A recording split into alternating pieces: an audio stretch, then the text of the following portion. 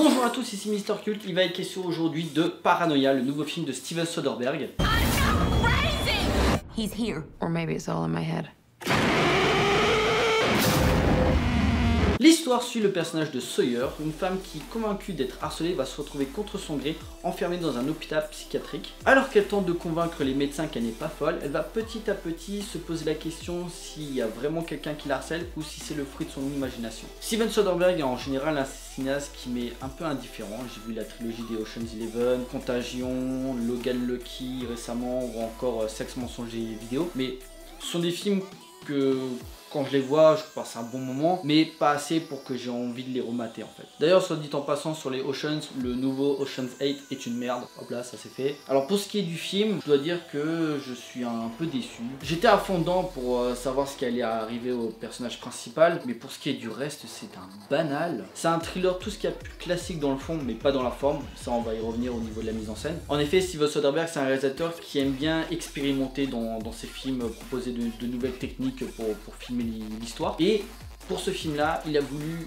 filmer toute l'histoire avec un iPhone. Alors du coup, filmer avec l'iPhone, ça fait sens dans la filmographie de Steven Soderbergh. Dans l'ensemble, le film il se laisse regarder, mais comme j'ai dit, ça va pas plus loin que son concept, parce que si tu enlèves le fait de vouloir filmer avec l'iPhone, bah sans ça, le film devient juste une série B assez dispensable. Bah la faute déjà à un scénario qui n'est vraiment pas à la hauteur, et venant d'un mec comme Steven Soderbergh, ça la fout un peu mal, et aussi un gros problème de rythme, parce que je crois que le film dure à peine 1h40, mais le film est long, il y a des dialogues qui servent à rien, qui ne font pas avancer l'intrigue, et qui s'éternisent. Ça en devient même gênant dans certaines situations. Et surtout, l'enjeu principal, donc le fait de savoir si le personnage de Sawyer est folle ou pas, est foutu en l'air au bout de 30 minutes. Car à ce moment-là, à la moitié du film, tu sais que le psychopathe, enfin le mec qui la harcèle, il existe. Donc ça fout tout en l'air. Et surtout au niveau de la mise en scène, le fait qu'on nous a vendu que le film était tourné avec l'iPhone. Quand on vient me dire que c'est l'avenir du cinéma, j'ai du mal à y croire, parce que ok, Steven Soderbergh avec ce film il veut montrer que n'importe quelle personne peut faire un film, en tout cas raconter quelque chose avec son iPhone, et que t'es pas obligé de t'acheter une caméra à 1000 €, ce dont je conçois parfaitement et que je trouve ça plutôt cool. Mais de là à dire que c'est l'avenir du cinéma, je suis pas sûr, parce que ça peut pas forcément te permettre de faire des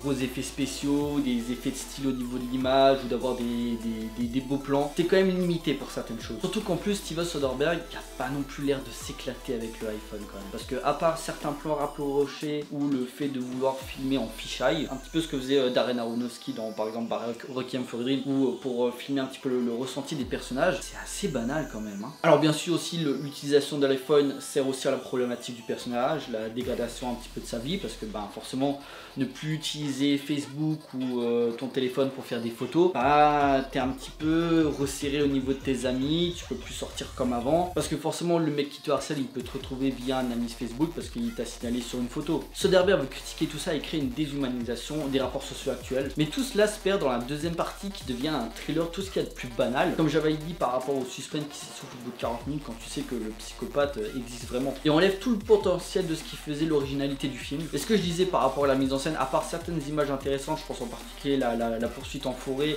et les fisheyes que j'avais cités, et c'est pauvre quand même. L'iPhone te limite à certaines choses, éventuellement la lumière qui soit pas terrible, comme ça se passe dans un hôpital psychiatrique, ça veut un petit peu rendre l'ambiance un peu glauque et malsaine, hop ça passe. Mais ça n'excuse pas la musique qui est anecdotique, ou encore le son et les couleurs qui sont juste dégueulasses. Et c'est toujours ça le problème avec Steven Soderbergh en général, c'est qu'il veut expérimenter plein de choses, mais il va jamais au bout de ses idées. C'est pour ça que son cinéma en soi me parle pas. Au niveau du casting, j'ai pas grand chose à dire. Claire Foy tient vraiment le film avec son rôle qui joue sur l'ambiguïté entre la folie et la peur d'être harcelé. Il y a aussi Juno Temple qui joue une des patientes, ça fait toujours plaisir de la revoir. Et il y a aussi un caméo assez sympa, quand vous allez voir ça va vous popper à la gueule. Et il est là pour s'occuper de la sécurité de Sawyer, donc lui verrouiller les portes, puis lui donner certaines indications pour que le mec qui la harcèle ne la retrouve pas. Mais le problème au niveau de l'écriture, c'est que les personnages n'évoluent pas dans le film. Le personnage de Sawyer est une tête à claque du début à la fin. Et pareil pour le psychopathe, à aucun moment il se remet en question sur ses sentiments envers Sawyer. À un moment vers la fin, elle a pris un truc tranchant, elle lui a pratiquement crevé l'œil. Dès qu'il réussit à la capturer, il est encore là en train de se dire non mais avec le temps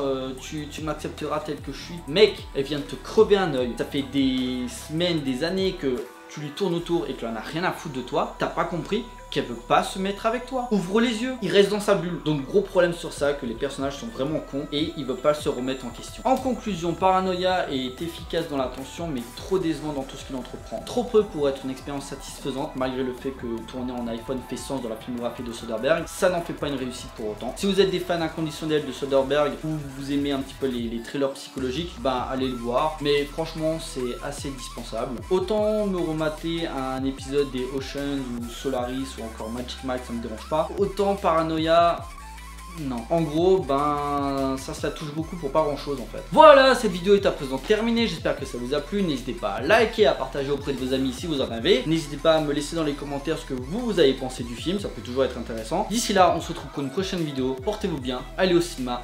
Ciao.